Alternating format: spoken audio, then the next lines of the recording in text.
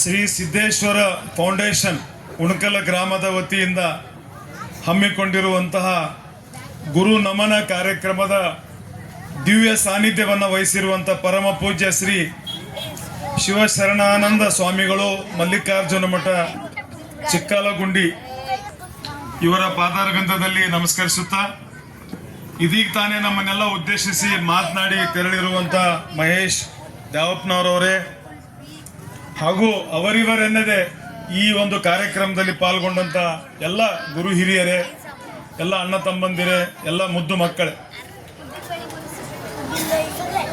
3 ವರ್ಷ ಹೆಂಗೆ ಕಳಿತೋ ನಮಗೆ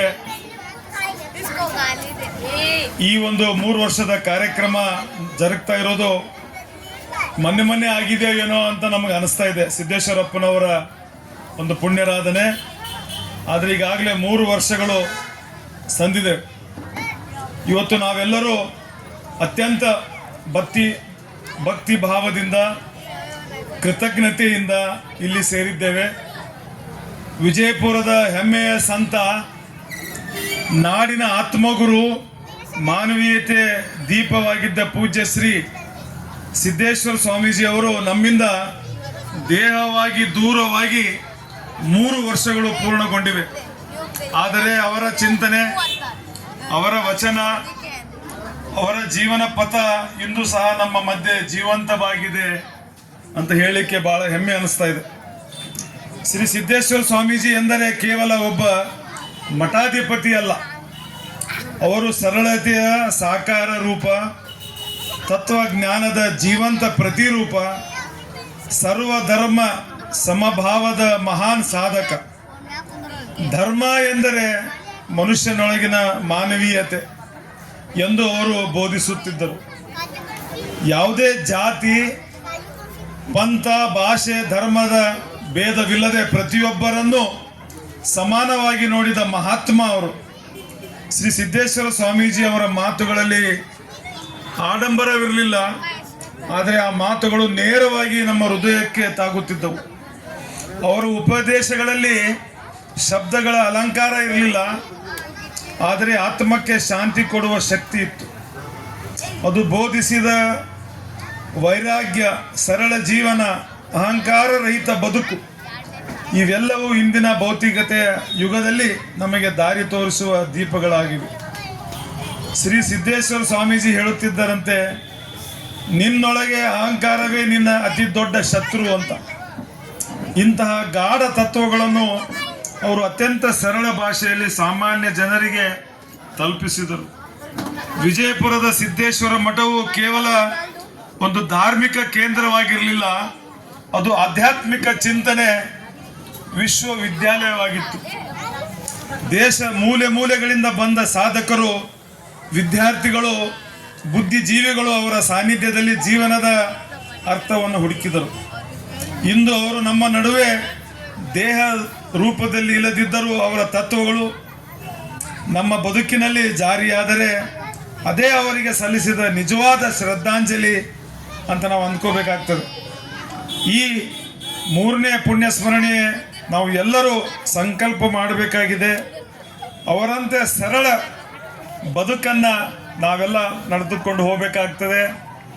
ಅವರಂತೆ ಸತ್ಯವನ್ನು ನಾವೆಲ್ಲ ಮಾತನಾಡಬೇಕು, ಅವರಂತೆ ಮಾನವೀಯತೆಯನ್ನು ಪಾಲಿಸಬೇಕು ಅನ್ನುವಂಥದ್ದನ್ನು ನಮ್ಮ ಜೀವನದಲ್ಲಿ ನಾವು ಅಳವಡಿಸ್ಕೋಬೇಕು ಅನ್ನುವಂಥ ಮಾತನ್ನು ಈ ಸಂದರ್ಭದಲ್ಲಿ ಹೇಳ್ತಾ, ಪೂಜ್ಯ ಸಿದ್ದೇಶ್ವರ ಸ್ವಾಮೀಜಿ ಅವರಿಗೆ ಕಿಸೆನೇ ಇರಲಿಲ್ಲ.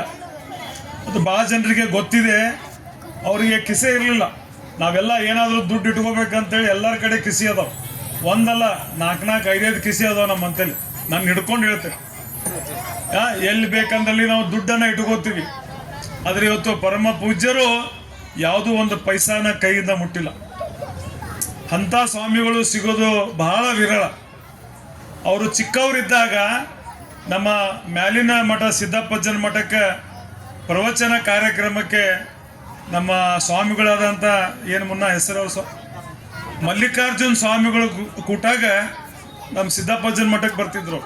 ಭಾಳ ಸಣ್ಣ ವಯಸ್ಸಿನಲ್ಲಿ ಅವ್ರ ಜೊತೆ ಬಂದು ಪ್ರವಚನ ಕಾರ್ಯಕ್ರಮದಲ್ಲಿ ನಿಮ್ಮ ಹಂಗಿದ್ರು ಅವ್ರು ಸಿದ್ದಪ್ಪಜ್ಜ ಅವರು ಸಿದ್ದೇಶ್ವರಪ್ಪ ಅವರು ನಮ್ಮ ಮಠಕ್ಕೆ ಬರಬೇಕಾದ ಅವಾಗ ಬಂದು ಇಲ್ಲಿ ಹೋಗುವಂಥದ್ದನ್ನ ಬಹಳ ಹಿರಿಯರು ನಮಗೆ ಹೇಳ್ತಾ ಬಂದಿದ್ದಾರೆ. ಅಂತ ಒಬ್ಬ ಮಹಾತ್ಮ ಇವತ್ತು ನಮ್ಮ ಜೊತೆಗಿಲ್ಲ, ಅವರ ವಿಚಾರಗಳು ಇವತ್ತು ನಮ್ಮ ಜೊತೆಗಿದ್ದಾವ. ಅವರು ಹಾಕಿಕೊಟ್ಟ ಸನ್ಮಾರ್ಗದಲ್ಲಿ ನಾವೆಲ್ಲ ನಡಿಬೇಕಾಗ್ತದೆ. ನಮ್ಮ ಚೇತನ್ ಬಿಸ್ನೆಸ್ ಕಾಲೇಜ್, ನಮ್ದೇನು ಕಾಲೇಜ್ ಇದೆ, ಅದರ ಭೂಮಿ ಪೂಜಾಕ್ಕೂ ಸಿದ್ದೇಶ್ವರಪ್ಪಗಳು ಬಂದಿದ್ರು. ತದನಂತರ ಅದರ ಉದ್ಘಾಟನೆಗೂ ಕೂಡ ಅವರು ಬಂದಿದ್ರು. ನಮ್ಮ ಭಾಗ್ಯ ಅಂತ ನಾನು ಹೇಳೋದಕ್ಕೆ ಬಯಸ್ತಾ ಇದ್ದೇನೆ.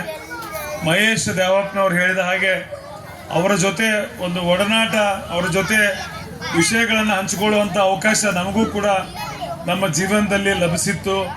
ಅದು ನಮ್ಮ ಈ ಜನ್ಮದ ಪುಣ್ಯ ಅಂತ ನಾನು ಹೇಳೋದಕ್ಕೆ ಬಯಸ್ತೇನೆ. ಎಲ್ಲ ಹಿರಿಯರ ಒಂದು ಆಶೀರ್ವಾದ ಅಂತ ನಾನು ಭಾವಿಸ್ತಾ ಇದ್ದೇನೆ. ನಿಜವಾಗ್ಲೂ ಇಂಥ ಒಬ್ಬ ಜ್ಞಾನಿ ಅವರ ಒಂದು ಏನು ಪುಣ್ಯಸ್ಮರಣೆ ಕಾರ್ಯಕ್ರಮವನ್ನು ಮಾಡ್ತಾ ಇದ್ದಾರೆ. ವಿಶೇಷವಾಗಿ ನಮ್ಮ ನಾಗರಾಜ್ ಮತ್ತು ಸುರೇಶ್ ಬಾಗಮ್ನವ್ರು ಅವರಿಬ್ಬರು ಕಳೆದ 15-20 ದಿವಸಗಳಿಂದ ಈ ಕಾರ್ಯಕ್ರಮದ ತಯಾರಿಗಾಗಿ ಎಲ್ಲರನ್ನ ಸಂಪರ್ಕ ಮಾಡಿ ಎಲ್ಲರನ್ನ ಈ ಕಾರ್ಯಕ್ರಮ ನಾವು ಮಾಡೋಣ ಅಂತ ಹೇಳಿ ಬಹಳ ಶ್ರಮಪಟ್ಟು ಈ ಕಾರ್ಯಕ್ರಮವನ್ನು ಆಯೋಜನೆ ಮಾಡಿದ್ದಾರೆ.